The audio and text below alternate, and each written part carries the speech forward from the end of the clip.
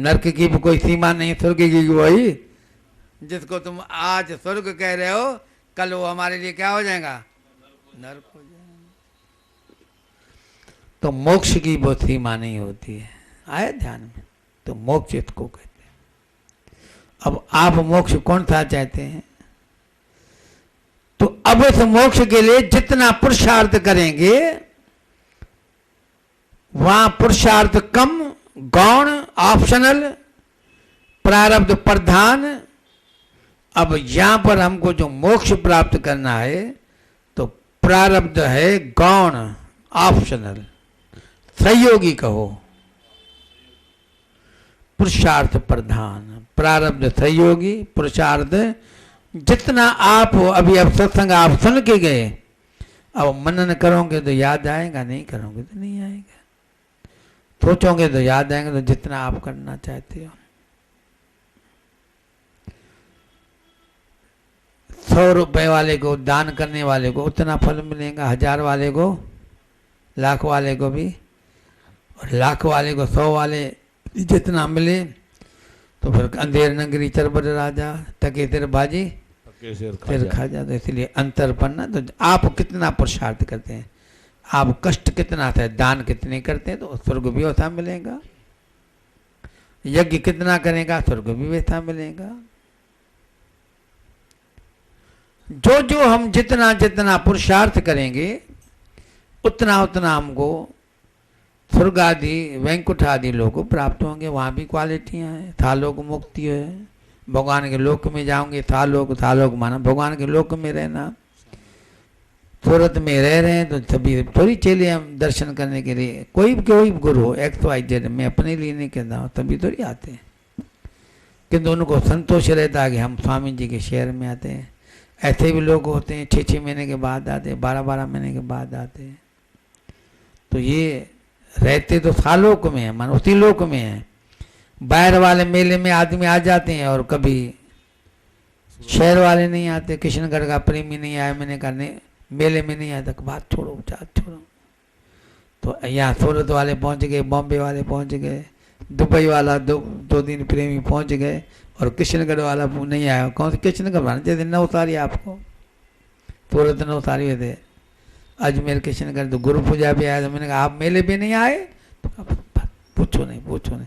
मैंने कहा नहीं पूछो तो नहीं पूछो, हमको क्या मतलब, पूछेंगे तो क्या फल मिलेगा, नहीं पूछा तो हमको क्या मिलेगा, पूछो नहीं।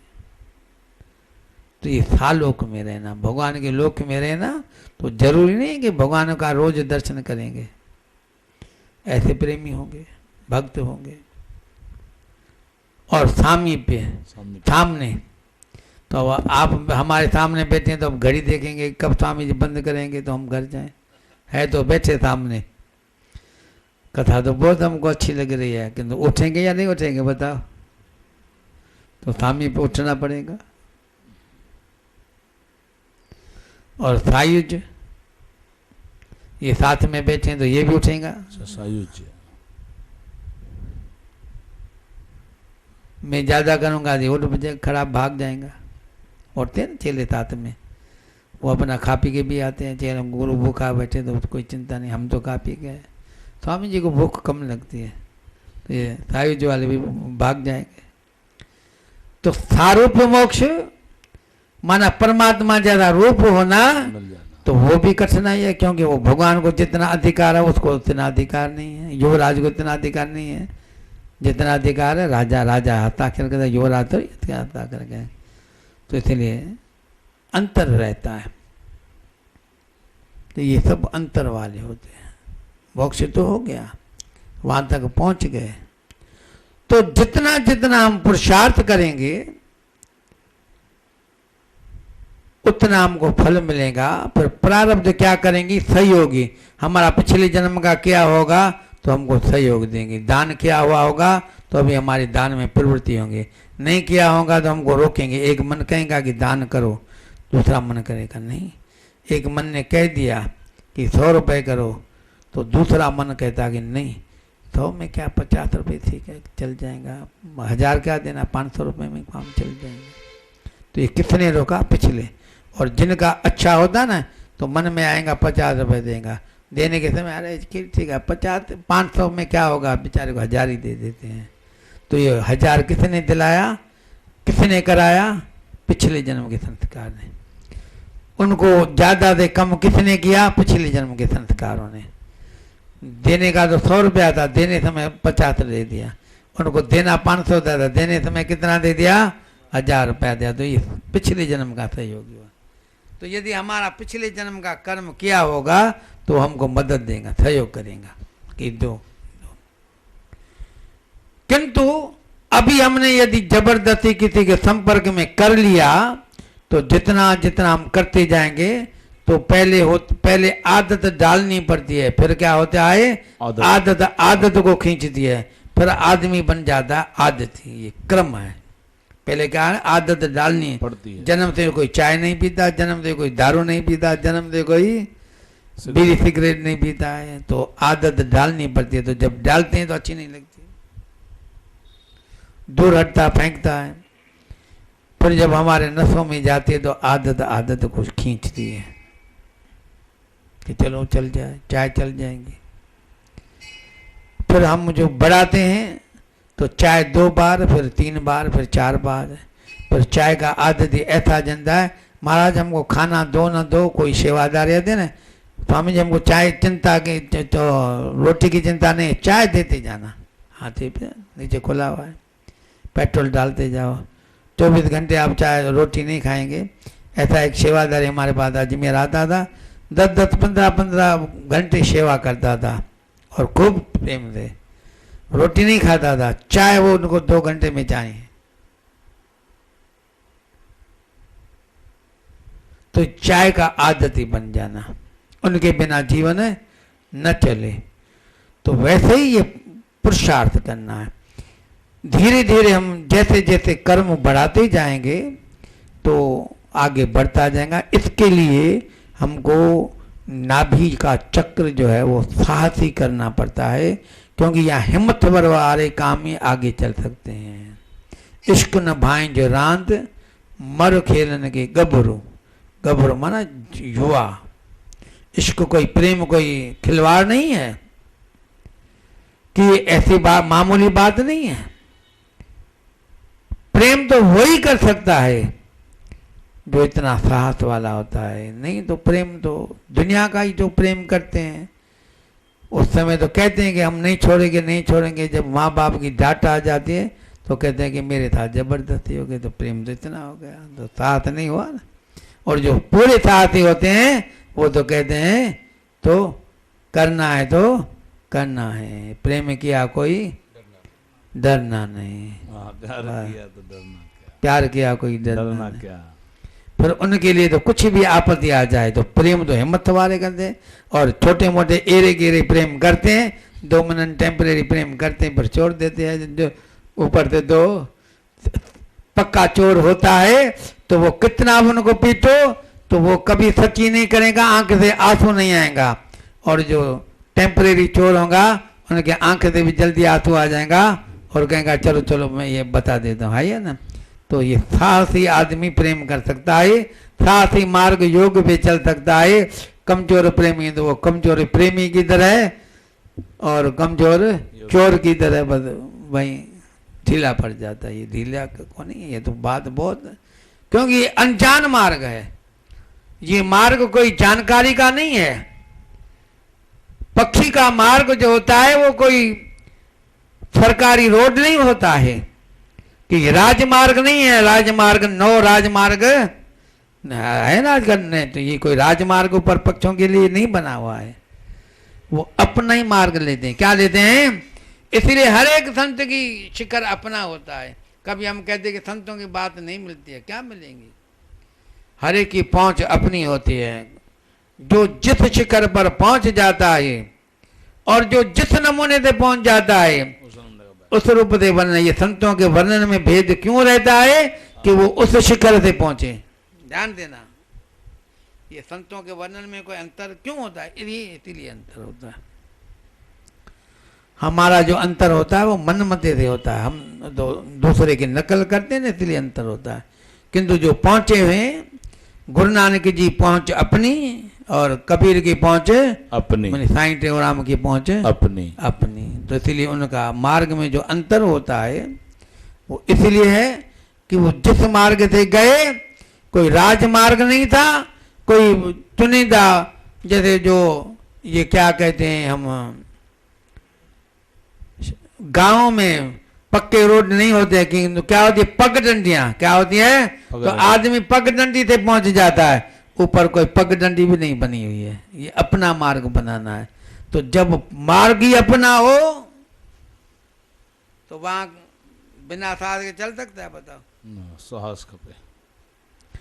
रात को अंधेरा हो और पगडंडी भी नहीं दिखाई दे तो साहसी आदमी चलेगा या कमजोर चलेगा? बताओ, साहसी। तो ये मार्ग है। इसलिए नाभि चक्र को क्या करना पड़ता है? मजबूत। और मजबूत कैसे होगा आप बताओ। आप अब आपको पूछ के मैं समाप्त करता हूं। खाली सुनना नहीं है। हाँ, हजारे मल तू चिंता ना कर, तू अज आयो वहीं, तू चिंता ना। होला राम का था पूछो, कल अब आने था पछाड़ी जो तो है ना बराबर। न न बस तू जवाब ही ना दे, तू बुद्धो कौन, तू जवाब ही ना दे। हाँ भाई था जन करना देर भजन हरे तुमरण में। भाई अशोक है जेपी कल आयो है, पछाड़ी जो आयो है ना। हाँ तो अब राजमल है साईं प्रताप भाई दे दो कौन है पर तॾहिं बि थोरो कोशिशि कयां। हाँ उन्हनि जीअं तव्हां सम्झायो भई ध्यान जे तरह बि ध्यानु कजे, प्राणमय कोश में संकल्प कजे, तीअं नाभि चक्र जो बि ध्यानु करे ध्यान सां ऐं संकल्प करे धीरे धीरे, ईअं मां सम्झां थो। तव्हां जीअं उन्हनि ॿुधायो थोरो घणो। अच्छा तो हरे राम। हरे राम। हाँ कीअं भाई कंहिंखे सही लॻे थी ॻाल्हि? आनंद तव्हांखे थो ॿुधायां। हा भाई शंकर भॻवान है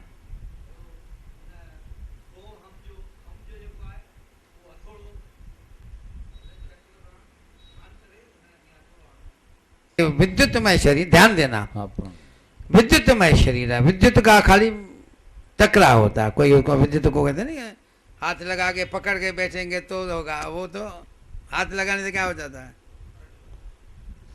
उनको कहते हैं ना कि चलो यूं पकड़े रहो। बर्फ तो नहीं होती है तो चलो बर्फ को ज्यादा टाइम लगेंगे तो ठंडा हाथ होगा, ऐसे नहीं। ये तो करंट तो ऐसा होता है, टचिंग खाली, भूल से भी टचिंग हुई माना तो केवल नाभि चक्र का ध्यान करना है। और ध्यान करके और करना है कि हे नाभि चक्र आप, या हे परिपूर्ण परमात्मा, और हे परिपूर्ण परमात्मा, हे परिपूर्ण परमात्मा आप इस नाभि चक्र को, इस नाभि चक्र को सक्रिय करें, सक्रिय करें। हाँ बस क्रिया पर आप जैसे विद्युत का करंट चलता है ऐसा विद्युत का करें। ये हमको दिन को भी करें, प्रातः काल को करें, रात को करें। और रात को हम करके सो जाएंगे तो वो चक्र हमारा प्राणमय शरीर जो हमेशा जगता रहता है वो सारा ऑटोमेटिकली कार्य करता रहेगा। ऐसा जो करना है कोई बड़ी बात नहीं है। और जो शंकर ने जवाब दिया तो उन्होंने चक्र का उनको ध्यान नहीं था, तो ये भी ध्यान रखो। चलो इतना बात कुछ तो याद आई, कुछ पल्ले पड़ा। तो कुंडलिनी नाड़ी को जगाने के लिए, मूलाधार चक्र को जगाने के लिए प्राणायाम के द्वारा उसमें थोड़ी मेहनत करनी पड़ती है। उसमें खाली संकल्प नहीं करना है, उनमें भस्त्रिका करें।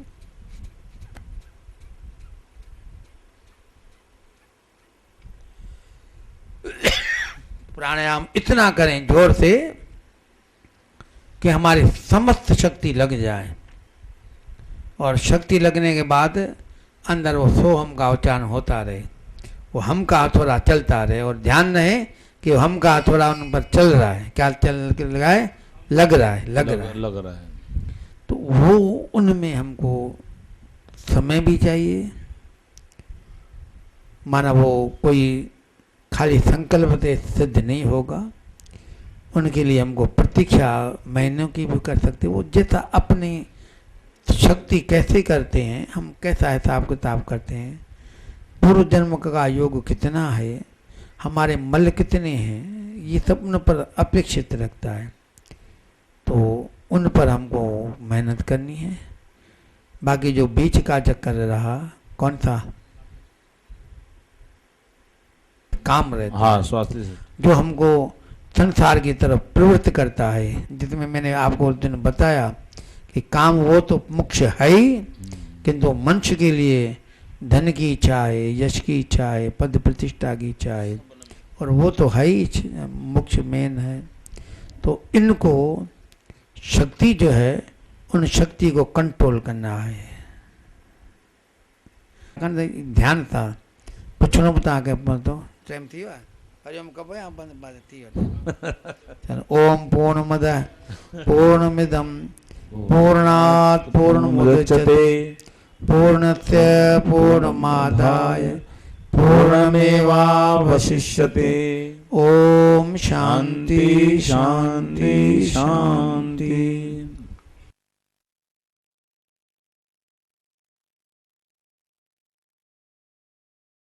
भवतु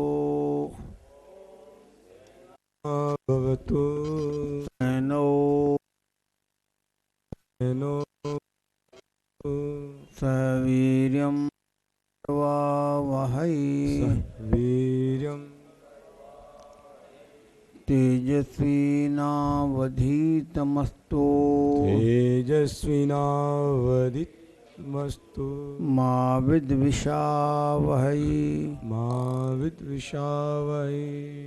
ओम स्वस्ति न इंद्रो वृद्धश्रवः ओम स्वस्ति न इंद्रो वृद्धश्रवाः स्वस्ति न पूषा विश्ववेदाः स्वस्ति न भूखा विषवेदाः स्वस्ति नस्तार्क्ष्यो अरिष्टनेमि स्वस्ति नो तार्क्ष्यो अष्टनेमि स्वस्ति नो बृहस्पतिर्दधातु स्वस्ति नो बृहस्पतिर्दधातु। ओम शांति शांति शांति। बोल सच्चिदानंद भगवान की जय। सद्गुरु स्वामी टेऊराम महाराज की जय। त्रिशंकर भगवान की जय। श्री सद्गुरुदेव भगवान की जय। गुरु जी प्यारी साथ भगवत ने सज्जनों, इसके पूर्व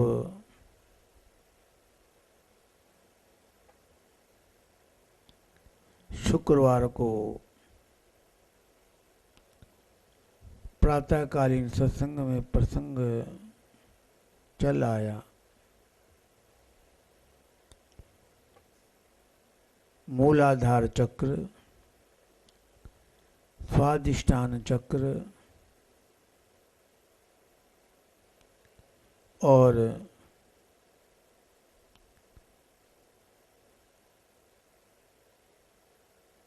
मणिपूरक चक्र कहें या बोलती भाषा में सरल रूप में नाभि चक्र भी कहीं कहीं पर आता है, जिसमें ये प्रसंग चल रहा था कि इस चक्र को सक्रिय करना जरूरी है। ये भी एक निश्चित मत हमको समझना है।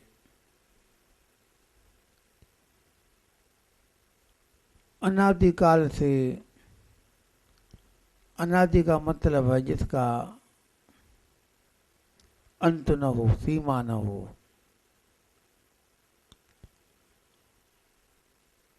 आज का वैज्ञानिक युग भी वर्षों की संख्या में थक जाता गया है, तो आखिर कुछ कल्पना दोनों को भी करनी पड़ेगी। उन्होंने भी एक सूर्य वर्ष आदि की कल्पना की है।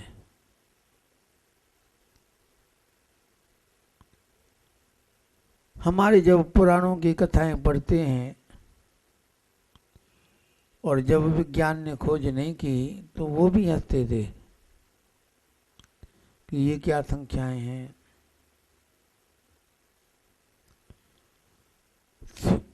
भगवान विष्णु का और ब्रह्मा का जब विवाद हुआ,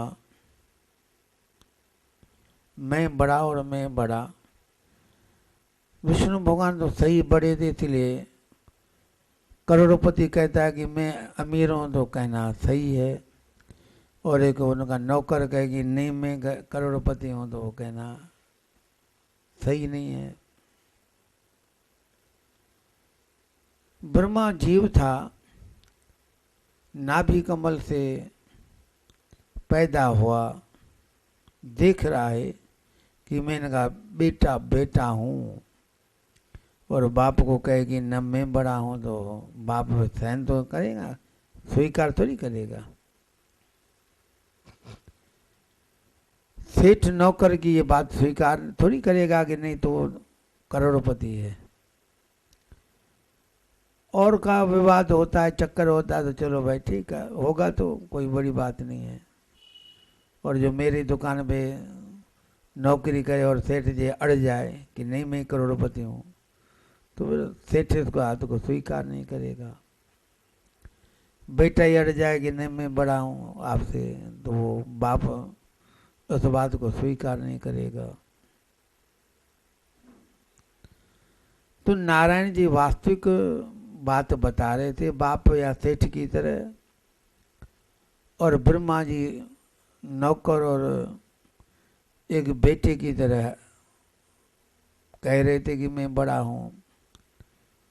तो कहते हैं कि एक ज्योतिर्लिंग पैदा हुआ, आकाशवाणी हुई कि जो इसका अंत लेगा पार पाएगा, माना जो नीचे का हिस्सा है तो ये कहाँ पर है, तो उनको देख करके आए,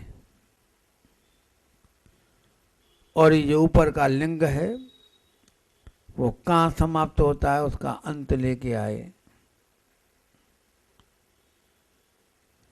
तो ब्रह्मा जी ऊपर चढ़ने लगे, विष्णु भगवान नीचे उतरने लगे। तो वहां लिखा हुआ है कि हजारों वर्ष हमारी संख्या के हिसाब से, हमारी संख्या माना मृत्यु लोक के हिसाब से लाखों वर्ष लिखा है। वो चढ़ते गए, ये उतरते गए, अंत नहीं पाया। तो इन बातों को, इन कथाओं से, पौराणिक कथाओं से वो मखौल उड़ाते हैं। ऐसे कैसे होगा, लाखों वर्ष चढ़ता गया, हजारों वर्ष चढ़ता गया, नीचे उतरते गए।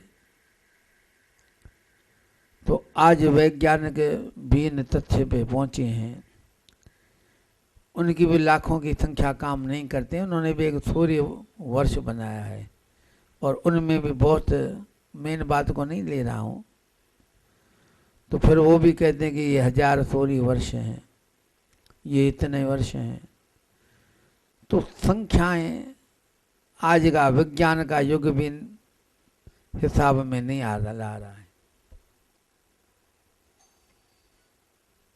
जब वो अभी तो एक ब्रह्मांड के कुछ नक्षत्रों पर पहुंचने का प्रयास कर रहा है, और वहां पर भी पहुंचने के बाद कुछ उनको दृश्य दिखाई नहीं दिया है,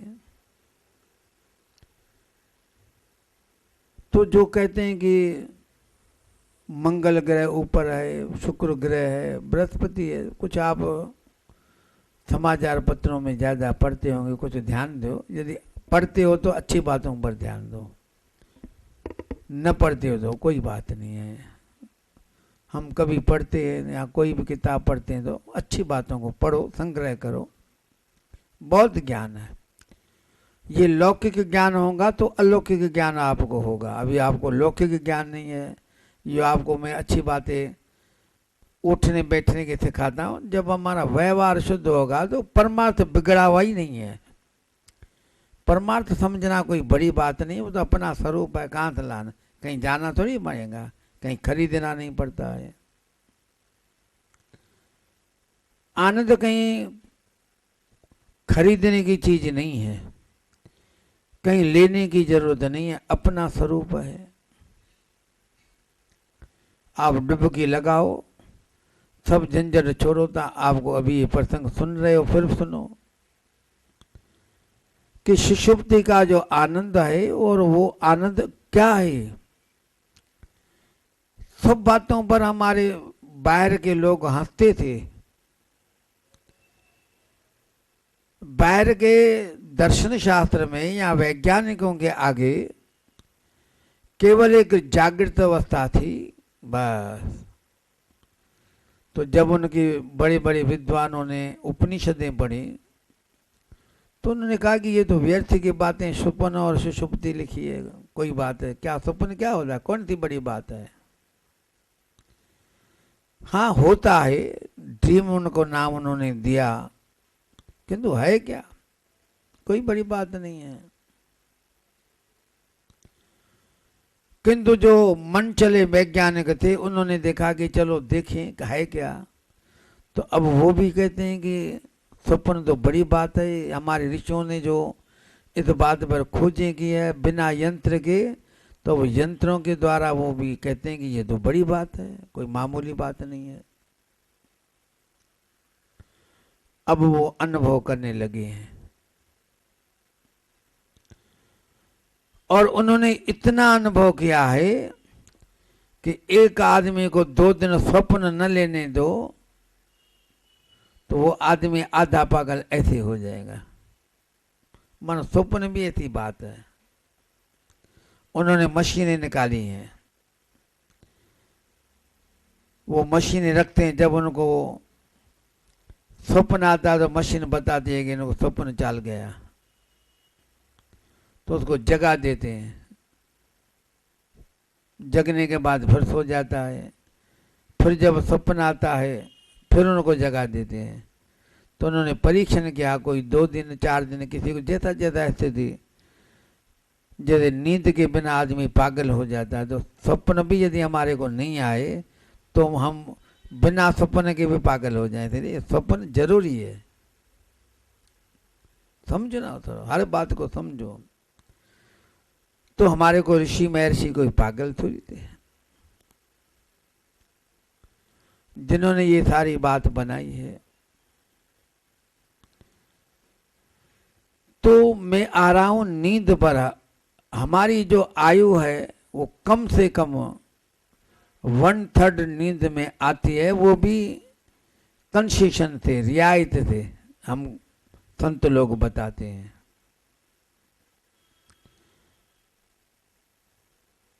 कम से कम 8 घंटे एवरेज हमारी नींद में जाते हैं। तो 60 साल यदि किसी की उम्र है तो कितना साल सोया, 20 साल सो गया। तो जिसके लिए 1/3 हमारी आयु जाती है तो वो भी तो कोई बात होगी, कोई मामूली तो नहीं होगी। और वो भी बाल्यावस्था के भी नहीं गिनी है।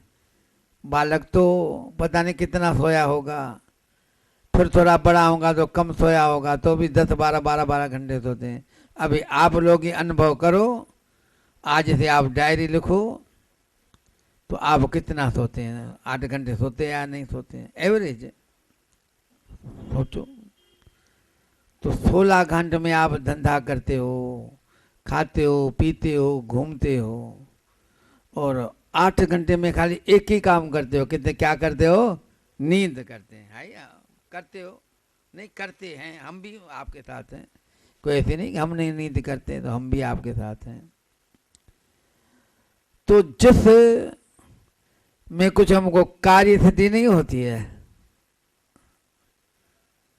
उसमें स्वप्न भी आ जाता है। तो कोई ऐसी बात है जिसमें हमारी 1/3 आयु खत्म हो जाती है। तो ये अपना स्वरूप है, कोई बड़ी बात नहीं है। हमारा केवल व्यवहार, आचार और विचार बिगड़ा हुआ है, इनको सुधारने के लिए प्रयास करते हैं बस। तो आज के वैज्ञानिक भी वर्ष आदि संख्याएं समझ रहे हैं कि हमारी जो कल्पनाएं हैं वो एक हम कल्पना करते हैं तो दूसरी कल्पना के सामने वो झूठी पड़ जाती है। जो हमने पहली कल्पना की, हमने कहा कि ये सत्य है, अब जब आगे हम बढ़ते हैं तो वो सत्य क्या हो जाता है, असत्य हो जाता है। ये पढ़ो, वो कहते हैं कि हमारी जो घोषणा है हम कहते हैं बिल्कुल अब सही है, वो दूसरी परीक्षण के द्वारा वो हमारी झूठी बन जाती है। तो ये बात मैं क्यों सुना रहा हूं? अनंत जन्म के संस्कार हमारे अंतःकरण में भरे पड़े हैं। तो भयता के संस्कार, जो आदमी कहता है मैं नहीं डरता हूं, तो वो भी उनका भय सूचन के कारण कह रहा कि नहीं डरता हूं, माना वो अंदर अंतर रूप से कहीं डर रहा है, डरपोक की भावना है। कोई कहने की जरूरत नहीं है कि जो नहीं डरने वाला होगा ना वो कहेगा नहीं। जब आपने कहा माना भय था आपके अंदर में, बस सीधी बात है, ये कहने की बात ही नहीं है। मेरा आपके प्रति बहुत प्रेम है, तो माना वो अप्रेम द्वेष जो है वो हमारा अंदर छिपा हुआ है। प्रेम तो खाली दीदारबाजी होती है। आपको मालूम नहीं प्रेम होता क्या है? उस दिन आप लोगों को बताया ना, वो परसों तरसों, कि प्रेम हमारा क्या, बहुत तुम बढ़िया हो, बता ना आपको पता है? नहीं, शाम को प्रसंग चला था। तो किसी ने अपने प्रियतमा से कहा कि आप बहुत बढ़िया सुंदर हो, और मैं जितना आपको चाहता हूं वो मेरा मन समझता है, बहुत सबसे ज्यादा चाहता हूं। वो प्रियतमा बहुत खुश हो गई, किंतु थोड़ा उन्होंने सोचा कि बहुत बार मैंने इसको ठगा है, तो थोड़ा आज मैं ईमानदारी कर देता हूं। तो उन्होंने क्या ईमानदारी बताई कि देखो एक बात सुनो, मैंने आपको कहा आप यदि कोई सुंदरी नहीं है तो ऐसी बात नहीं है, माना बहुत सुंदरियां है। तो बेचारी डर गई, आप जैसी सुंदरी नहीं है, तो बेचारी डर गई। अब कहता है कि ऐसी बात नहीं है, माना और भी है, तो मैं आपसे ज्यादा प्यार करता हूं, ऐसी बात नहीं है। तो सोचा कि और से भी प्यार करता होगा। तो ये सब जहां पर सच्चा प्यार होता है वो कहने की बात नहीं होती कि मैं ज्यादा प्यार करता हूं।